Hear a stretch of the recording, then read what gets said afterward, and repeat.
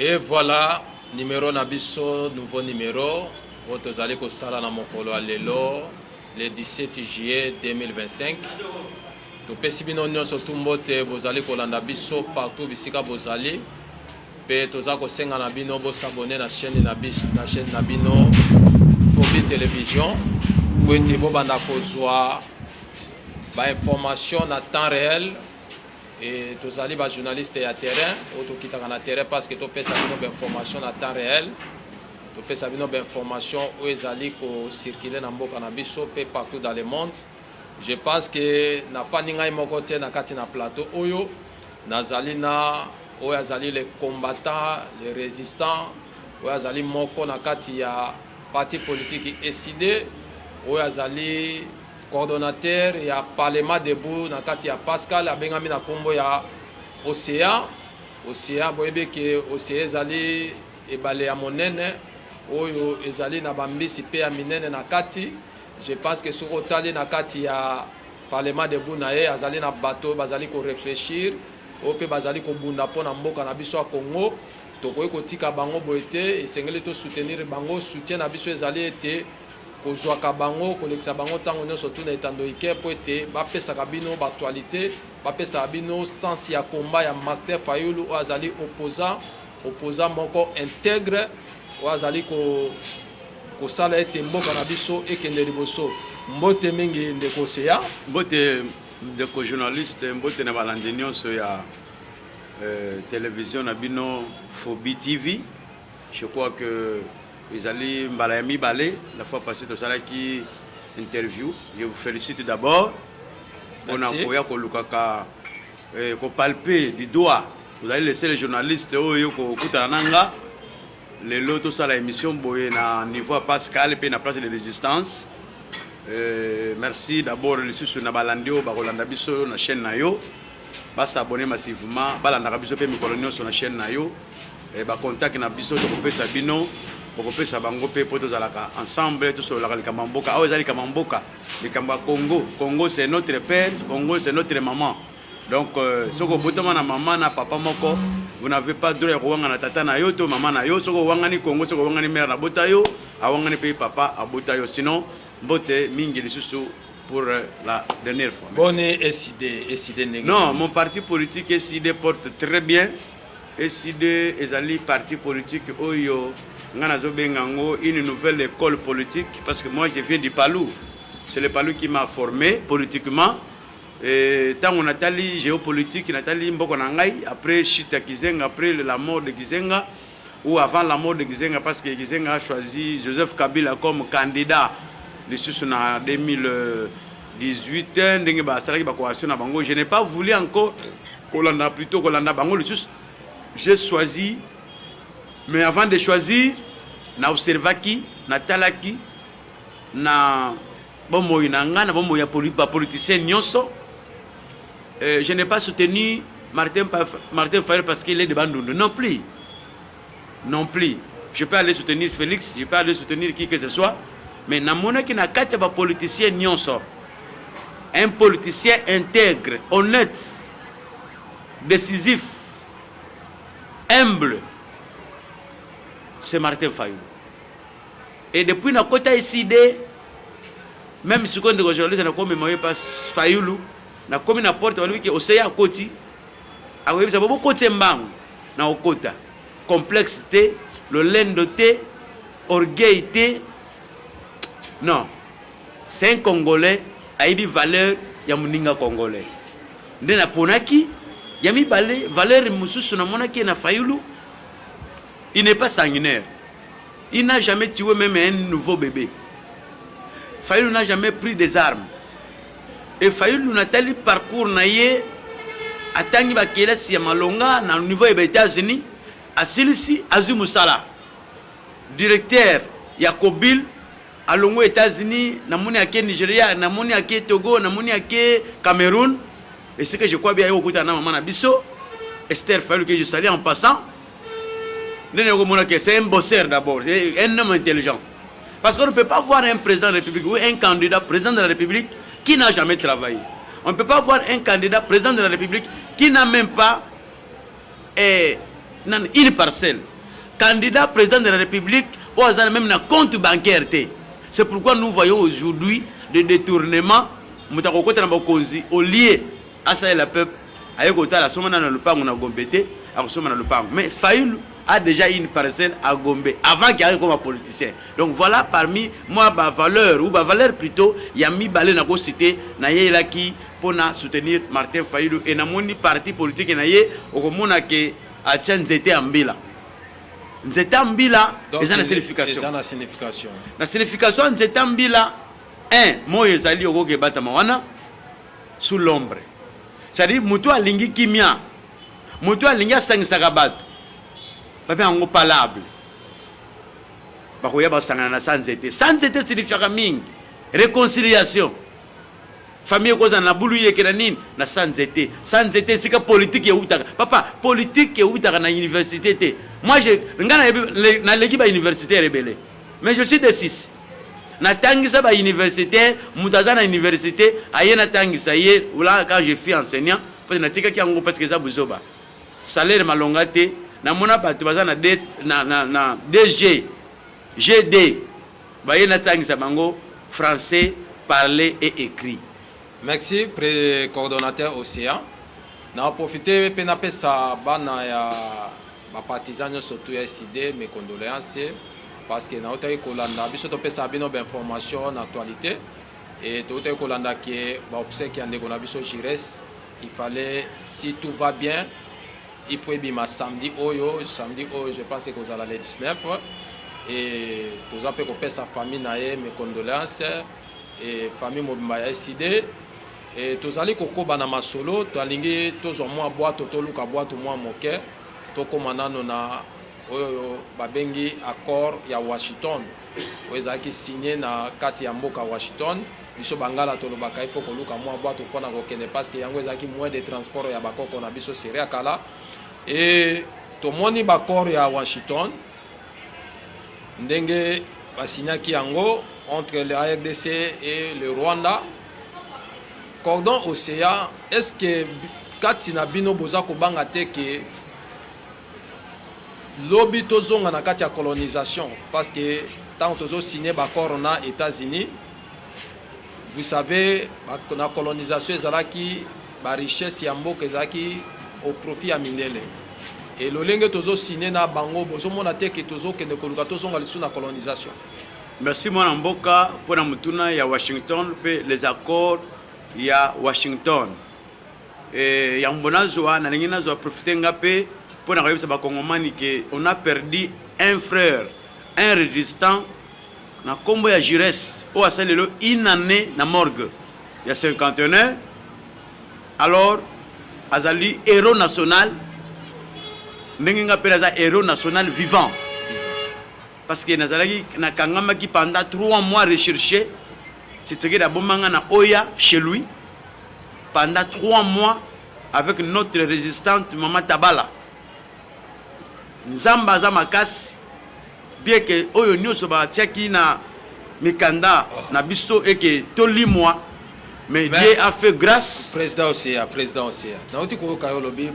Pendant 3 mois, pendant 3 mois, effectivement, des journalistes,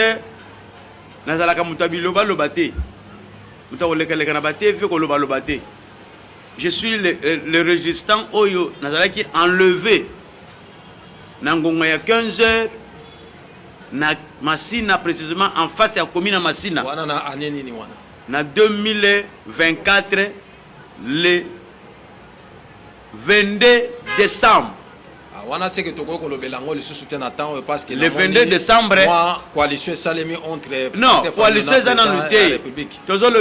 coalition il n'y a pas une coalition pour le moment. On n'a pas une coalition. Nous sommes allés essayer un peu de sauver notre frère qui a été perdu. Voilà. Parce que notre frère, Alandaki moi Miliki. Moi, pouvoir et pas Félix et Fayena et Joseph Kabila. Pouvoir, pouvoir ya Muniato. C'est-à-dire pouvoir ya Raniaka. Pouvoir ya Mouyibi. Tokolobelango. Parce que, et même si c'est un accord. Est-ce que moi je ne m'attendais pas aujourd'hui, on peut aller aux États-Unis signer les accords. Papa, les accords ici, Mais ba misusu ba koloba ke o ba teki mboka ba zo minere ba kabina ba na nini na je viens papa wana tozozonga na colonisation Congo mutako teka ngwazate na ebisa yo ndeko quand Laurent Désiré Kabila arrive au pouvoir ayaki azalaki accompagné na bandeko na biso ba Rwandais mais il a promis aux Rwandais dès que tu auras pris pouvoir na Kinshasa pardon je vais vous donner une portion de terre Boliaka. Là aussi ce sont des les ont dit hein, sur papier on n'a jamais vu un pareil accord mais tous oraka ndenge bakino balobaka ndenge signaki mais arrivé ici Kabila nous dit la guerre sera longue et populaire. Vous, Rwandais, rentrez chez vous. Le Congo appartient aux Congolais. Et c'est ce qu'elle ne peut pas dire aux Rwandais ou aux Américains. Je ne signe pas les accords pour avoir la paix pour la paix, mais je veux que vous me donniez même les armes. Vendez-moi même les armes pour défendre ma terre. Parce que quand vous défendez la terre par les armes, tozuwa ngona minduki. Et puis Rwanda na Burundi, tobunda déjà. Sur le Congo, tobunda Burundi, Rwanda, c'était par la guerre. Ce sont nos forces armées congolaises. Le Congo, Rwanda. Mais qu'est-ce qui manque aujourd'hui? Et tant qu'on a taraki avant-hier, Nathalie parmi les puissances africaines. Les puissances africaines. La République démocratique du Congo, elle est entre 9e ou 8e force. Et quand j'ai regardé Kagame n'est même pas 25e, même pas 30e. Il n'est même pas cité. Ba cité y était. Tolobake soki Rwanda alonga kabiso na partie est wana ezalika juste parce que infiltration za na kata. Ce n'est pas question de l'infiltration. Question ya bateau tozaka na mitu ya mboka est-ce qu'ils sont compétents?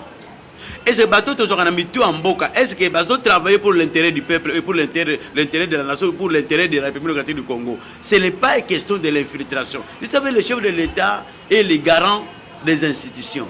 Il est le commandant suprême des forces armées. Il est le commandant suprême des forces armées et de la police.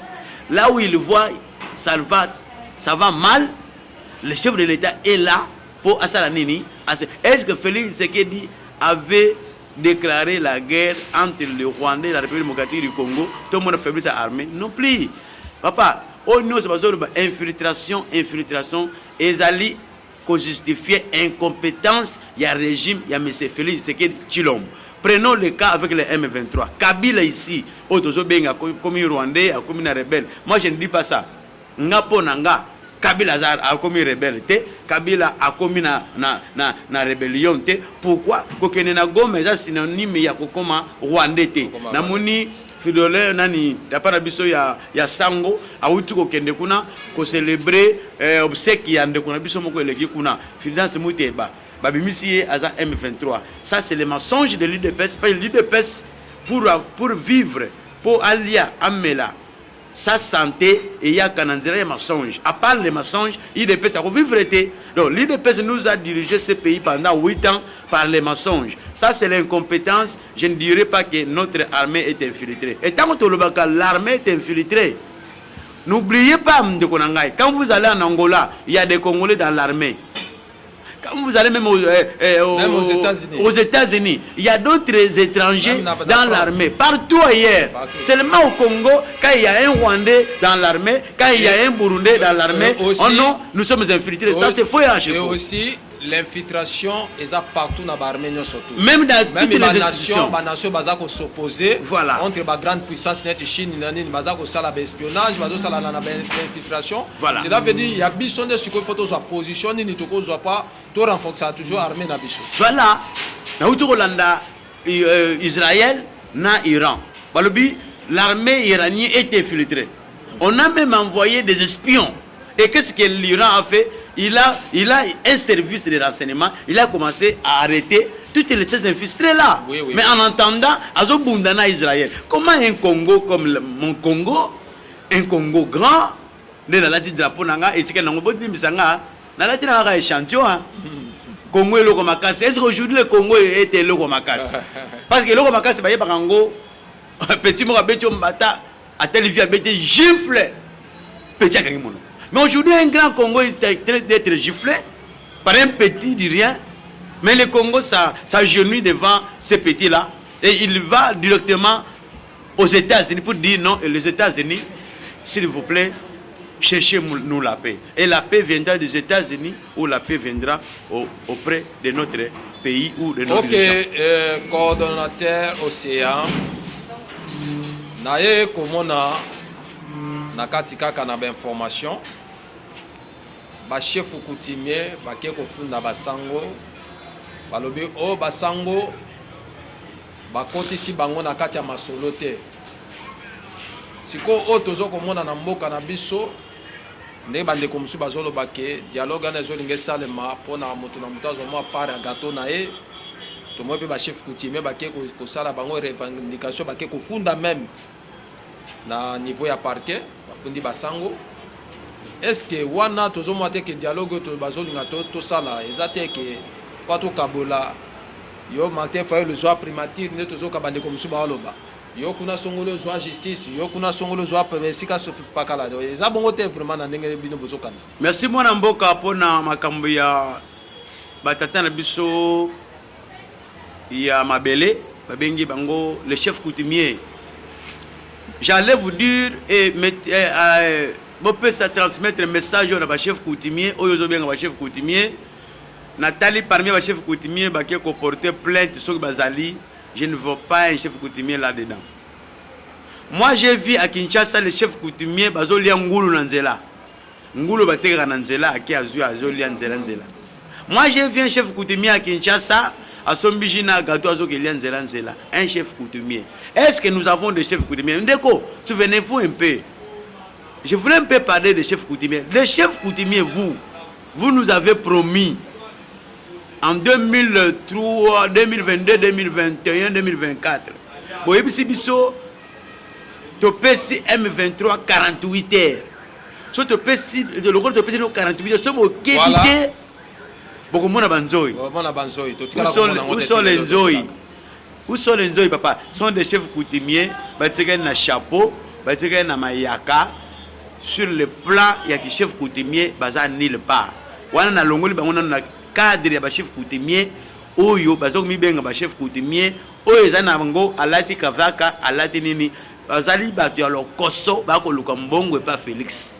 Ça c'est un. Ndeko na ngai. Est-ce que le dialogue otozo luka eza dialogue ya bateke na bayaka? Eza dialogue ya mwana nsapona banini? Dialogue oyo eza dialogue, c'est le pouvoir national. Oyo chef coutumier ko ya ko tseme pati na été. Je crois bien qu'il y a ceux qui ont une contribution na yé na ko etali mabele na biso contribution nini. Écoutez un peu de konangai.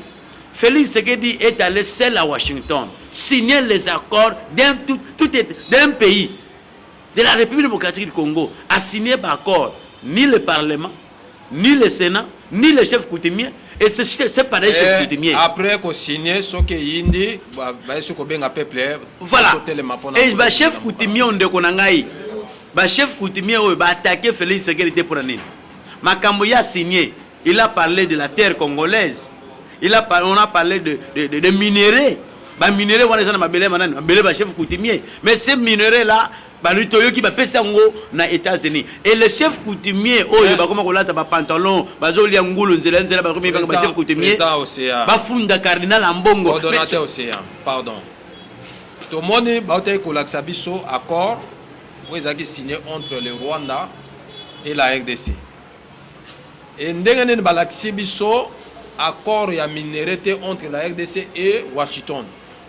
Est-ce que vous avez informé d'un accord minéraux où ils allaient signer entre la RDC et les États-Unis?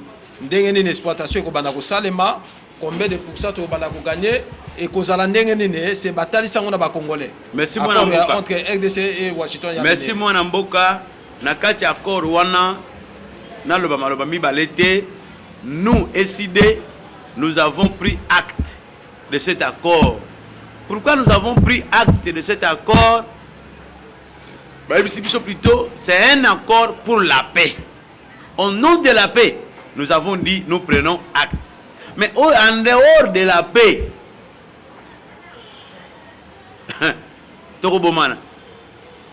parce que moi, je cherche un dialogue intercongolais pour chercher toujours la paix. Félix nous dit, je vais aux États-Unis pour chercher la paix. Tu crois qu'on peut que ça a été? Pour ce que tu peux que il y a eu raté. Moi, je suis allé à Simba moto. Tika ya Simba. Mukola Rosika, ndako yeba. To tiki ye akia Simbi moto. Azigipe. Bisa peut-être le tozur acte. Ya Rosika na yo pour yo raté. Au nom de la paix, nous avons accepté. Mais est-ce que ceux qui n'accordent pas comme minerai zaté, mais tu l'as dit déclaration, Trump y est moko. Alors que moi, Trump, n'a eu part de Lyon. N'a eu ma carrière minière. C'était ça. N'a eu ma carrière minière. Et dans les carrières minières, on verra, il va prendre quoi? Le minerai. Pourquoi ils ont recommandé, Nakati Zate, mais dans mon occasion, il a eu part de Lyon. Donc, il y a un accord signé entre Kigali et la République démocratique du Congo. D'accord, mais l'accord signé entre les États-Unis et Félix, c'est un accord caché. Secret. Secret. Mais l'accord que nous avons pris, c'est l'accord entre le Rwanda et la République démocratique du Congo, tant que c'est un accord de paix. Mais en dehors de cet accord entre le Rwanda et la paix, il y aura encore un accord, il y a échange, il y a minerai commercial, n'est-ce pas, na sécurité. Et voilà, Tokoib Sabino, vous s'abonner, Binonio surtout dans Phobie Télévision, vous allez si vous avez des informations à temps réel, vous allez être journaliste à terrain, vous allez être citoyen congolais, à Naza Kolobata qui est citoyen congolais, Naza tendance, Naza ni du pouvoir, ni de l'opposition, je suis au milieu du village, Naza à côté à peuple. Et Tokoib Sabino que peuple congolais, mais c'est Chilombo, peuple congolais, Azako Senga ke Ola Kisabango, accord Oyo signé à minéré entre les États-Unis et la RDC. Pourquoi Bobimi Sikaka accord Oyo signé entre le Rwanda et la RDC? Mais pour Nini accord ya États-Unis na RDC à minéré, na exploitation à minéré pendant les années aux États-Unis à exploité partie est, il fallait tout le monde appeler accord wana et ça l'appelle visible dans mission ba congolais parce que tout le monde que ça accord moko transparent ce qui total en gros c'est que accord wana transparent c'est ça ce que nous pouvons dire mais kolanda na ba histoire parce que totangi belé na yebi pe ozali pe moto na boanya otangi pe mingi kotala parcours aux États-Unis, aleki na Afghanistan, aleki na Irak, aleki na pays belé na Libye. Mais partout bisika baleki tozomona ke instabilité totale. Cela veut dire que bamboka na États-Unis leki na prétexte que ya ko imposer paix, mais tout comme on a au contraire ba pays moko zo ko vivre na trouble ya makasi ba guerre ba milici et belé na kati ba pays aux États-Unis à l'ekaki. Est-ce que biso toza confiant que États-Unis a comme la biso kimia na kati mboka na biso par rapport à kotala comportement États-Unis vis-à-vis na monde na ndenge ata musaka monde. Est-ce que comme la biso kimia biso tozo zala na posa parce que congolais nyo surtout azana posa ya kimia ezana partie este batu ba kufa li soute guerre ezala soute li ça c'est beta li soute na est. Est-ce que les États-Unis ont même la biso kimia? Merci mon Mboka, c'est là où je soutiens à 100% le cardinal Ambongo qui a dit que la République démocratique du Congo ou les dirigeants congolais ou les Congolais dans l'ensemble ont peur des trompes. Les Congolais et les dirigeants congolais sont en train de trembler, sont en train de trembler devant Trump. Trump a proposé président ya Ukraine azoba minéré a signé accord minéré na yé pour mettre la paix entre la Russie et l'Ukraine. Le président ukrainien a décidé de quitter même na accord basala ce qui a niveau ni au Italie accord na ba pays mususu alongwe. Il a dit je ne peux pas avoir ou chercher la paix en vendant les minéraux de mon pays. mieux vaut vendre le minerai et acheter les armes chez vous, les Américains. Pourquoi pas la République démocratique du Congo, tout est comme minerai na biso, tout sont un petit pays, où ils allaient la province na Ngaya Bandulu, je crois bien, la province de Inongo, tout ya Maïndombe plutôt. Mais, ndeko na ngai pona koma wana les accords auto uti kolobela wana bisi ba congolais ba yeba bien. Il y a des accords entre les États-Unis et la République démocratique du Congo. Oui, oui. Et d'abord, ce n'est pas les États-Unis, accord entre Trump et Félix. Parce que dans le département américain, Trump va expliquer bango quel est l'intérêt.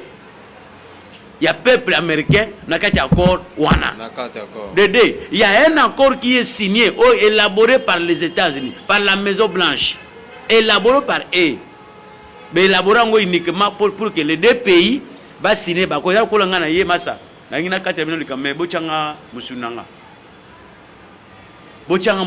Et musunyango ba osengango na mutomoko. Toza na conflit na batumi balé.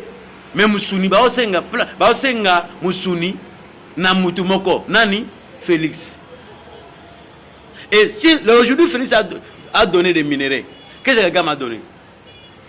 Et l'Ikoloba yo Kagame Trump zoba minéraux. Au finish Trump a le bien na zuba minéraux. Ayebisiye yo solo suna mona mer. Katele penda munai.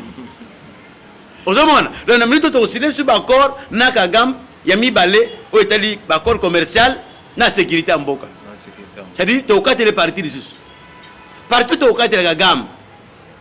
Quel est le bénéfice? Il y a le peuple congolais, le peuple a perdu, ba frère, na ba sœur, na ba na biso, tué à Goma, plus de 20 000, selon le rapport, plus de 20 000 Congolais, au Babomi, rapport on est déjà aux États-Unis, et bah, tu as droit de l'homme, bah, publier en gros. Incessamment, à bientôt. Kaka toujours na kati ya rapport wana. Mais na bongo ndenge nini na kati ya bako toza komona bazali ko innocenter Rwanda. C'est comme si que Rwanda azali mokolo massacre ya ba population te na kati ya est. Tout le monde c'est comme si que ba laver Rwanda na kati ya accord wana. Sikoyo toza kotuna, est-ce que justice est ko sale maté pour na batonyo surtout bakufi plus de 30 millions de morts. Aza même pas cité comme agresseur. Comme agresseur. Aza même pas cité. C'est que tout le baké justice est ko sale maté pour na. Papa, Aza même pas cité comme un agresseur. Ça c'est un. De deux, na kati ya conflit. Le long na koyeb c'est ba kongomani baza ko fêter accord. Kagame nous a gagné diplomatiquement. C'est la diplomatie de Kagame qui a gagné. Oui, oui. La diplomatie congolaise n'a pas gagné. Pourquoi? Oui. Aujourd'hui, il y a un accord signé entre la République démocratique du Congo et le Rwanda. Et celui qui donne quelque chose, le Rwanda et la République démocratique du Congo, qui va donner quoi à qui? C'est la République démocratique du Congo qui va donner quelque chose au Rwanda. Parce que nous, personnellement, Congolais, nous avons en Rwanda été signé un accord commercial, accord sécuritaire, na yebité nzambe. Na Rwanda eloko ni neuta kuna ngana kwa commerce, pomme de terre, mbala, loso, madeso to ngombe to ni. Je ne vois pas na kendo ko somba nini, na kendo ko teka nini na Rwanda. Nous sommes aux États-Unis à gagner, à faire gagner Rwanda, c'est la diplomatie na ye. Kagame c'est lobingo yo. Tana kati ya accord ba lobby. Il faut que la République démocratique du Congo cesse de soutenir le FDLR. Je peux poser une question à M. Félix ou à notre armée. Bino nzoko bo utiliser ba FDLR. Bo utiliser ba ngo pour nini? Mais biso to bi ke ba FDLR. Ndeko bazali, ndeko na confirmer yo bazali. Na confirmer yo pour nini? Na landi Félix. Na landi ba signer encore. Parce que mais c'est ça, lorsque nazo reconnaître nga bakanginga nazongela. Ba ibinanga yo zimo bondo opesi na bato. Tant on peut te retinda bato na changement de constitution et kangi munokolelo, gloire au Seigneur. Le malheur est bon ker moko. Tant on te retinda ba soda na biso yo ko botela minduk au renverser pouvoir. Na lobi na yebi lo côté. So ngena ndima Mais le col à la République démocratique du Congo a signé et il a accepté il a traqué les FDLR. Et les États-Unis cesser d'utiliser, de collaborer avec les FDLR. C'est que les Américains, Donald Trump, Félix, ils reconnaître que les FDLR existent. Et les perdants, c'est qui? C'est Félix. Pourquoi? Parmi les deux partis, autosigné l'accord pour respecter un côté secteur régler en terre. Kagame savait que l'accord n'a pas besoin signer Félix. Il y a FDLR. Vous êtes incapable de livrer un FDLR. Le quoi là vous êtes incapable, vous êtes côté de la les lots ndeko. Guerre de cité. Merci. Et toujours comme la question d'Abisso Asuka pour être clôturer l'émission avec le coordonnateur Océan. Vous allez présenter Binoye Azali, coordonnateur et Parlement debout, il y a SID. Ou SID Azali Kokamama, na opposant, ou Azali intègre, Martin Fayoulou, ou Azali Mwanamboka, Azali Ndenge Balobaka, ni 100% Mwanamboka, papa nae congolais, maman nae congolaise, et Azali Kobunda pour Namboka na biso ko le Congo et kende malamu pe et se développer. Et Toyoki Masolo ezali ba 6 ya dialogue ezo banda le 2 août. Le 2 août oyo ba 6 ya dialogue il fait banda le 2 août ezali journée to célébrer kapona Génocoste ya est ya République. C'est pour cela ba poni que ba 6 ya dialogue pe et ça le 2 août et c'est l'objet exigence il y a M23 il y a kofanda 8 ans na partie est. Et aussi, quand traquer ba FDLR net toujours kana barwande toujours mona ke nungu ezana kati wana. Est-ce que vraiment masolo ngo ekoleka kitoko? Et ce qui est simbité masolo simbité, voani ni toko koleka nango lisusu à part dialogue. Merci moi Namboka pour na biso ba kongomani nyonso. Là je parle en tant que congolais, je n'engage pas le CID. Pour moi, la seule voie qui reste c'est la voie de guerre. Même on est en train de négocier. On négocier à un point de faiblesse. On négocier à un point fort. Les États-Unis aujourd'hui et les Hamas ils sont en train de négocier. Mais au il y a une force dans la négociation, c'est l'Israël. Parce que l'Israël a neutralisé, l'Israël a bombardé, l'Israël a bombardé. Dans la négociation, il y a Doha, Nongolo, Beliango, Moutake, na point de la position de force, c'est le M23. Parce que le M23 a le Goma, le M23 est à Goma plutôt, le M23 est à Bukavu, et à bientôt à Ouvira, il est partout à Bunagana. Donc, il y a une position de force. Donc, tant qu'il y a une exigence, il y a une exigence, il y a une frappé.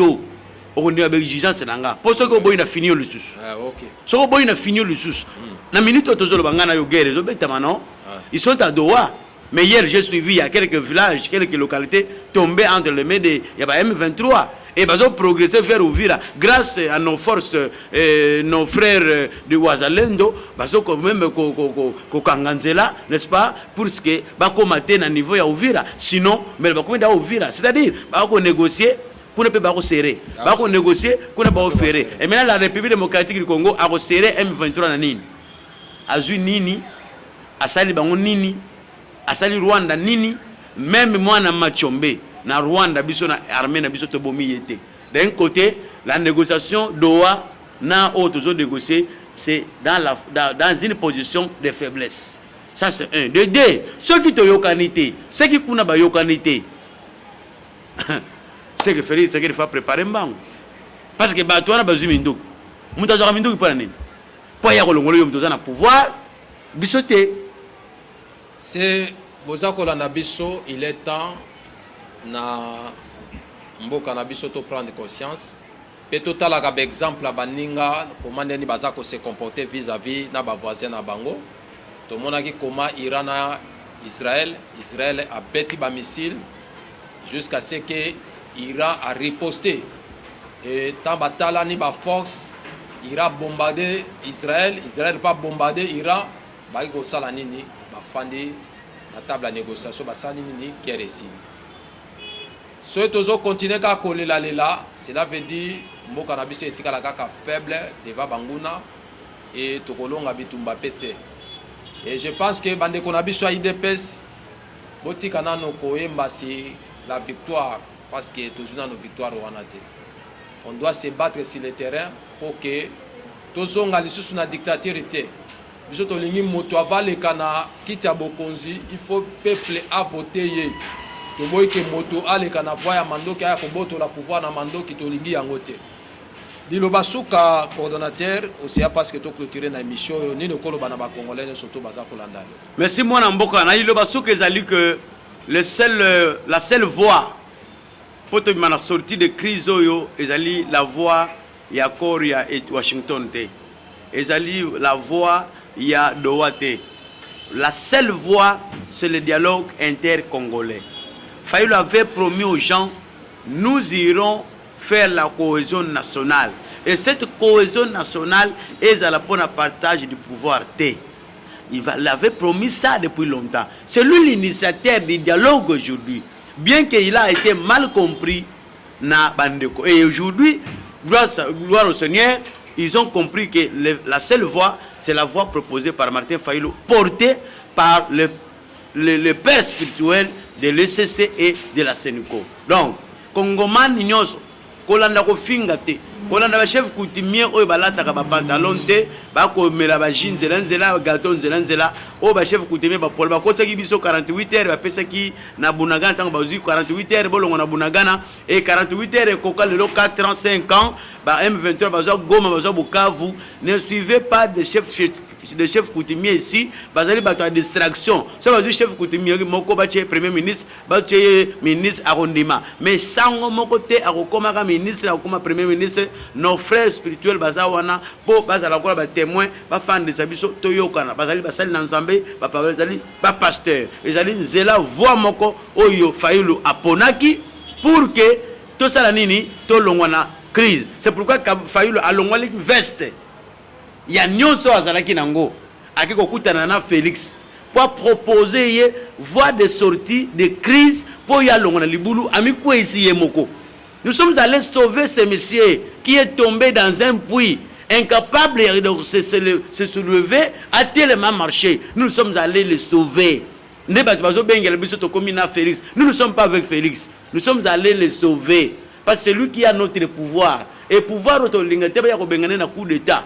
Si vous avez un coup d'état, vous avez un coup d'état, vous avez un pouvoir, vous avez un failli lutter. Mais avec Félix, la conscience, il a compris que le pouvoir que j'ai, et vous avez Kabila, mais c'était le pouvoir de Martin Fayulu. Je devais être là, n'a-t-il que pouvoir de Martin Fayulu. Donc il dépêche, ce que vous avez inconscience, vous allez continuer à boire un jour, mais vous soigner pour que le pouvoir royal. Mais pouvoir royo bati kango na décidé bakolo pouvoir lobito kamba Congo to kambango pona Martin Fayulu te beto kango pona mutino ce vous permettez nga na repérer quoi. Merci beaucoup. Le téléphone nga merci beaucoup. Là en tant que journaliste il faut na batela yo. Merci. Na ko kotika yo te ko pesa numéro de téléphone parce que un politicien ko ko panza numéro na téléphone te mutu mususu pe ya mal intentionné akoki ko luka benga yo et ko sala malamu te et je pense que le coordonnateur Océan, Azali Nabiso toujours, c'est un homme qui parle bien, Azap Kobunda pour l'intérêt à Moka, et ceux qui ne causent pas pour soutenir, numéro Nabiso est dans la bande d'écran, tu l'appelles, au Bengi Biso, tu peux bander to pesayo, va contacter les choses à besoin de soutenir, et ça serait une très bonne chose à soutenir, Bandeko Baza Kobunda pour Moka Nabiso et Kenderi Bosso, et je pense que M. Kominasuka, donc si vous s'abonner massivement, vous s'abonner, vous comptez belé parce que vous avez des informations en temps réel et tous les cas moyens de tout sangisa de konabiso ou azali océan na ba de quoi ba parti mususu ensemble ba to mususu ya PPRD to meka ko confronter ba on a débat parce que débat est équilibré. Merci, tout le monde na prochaine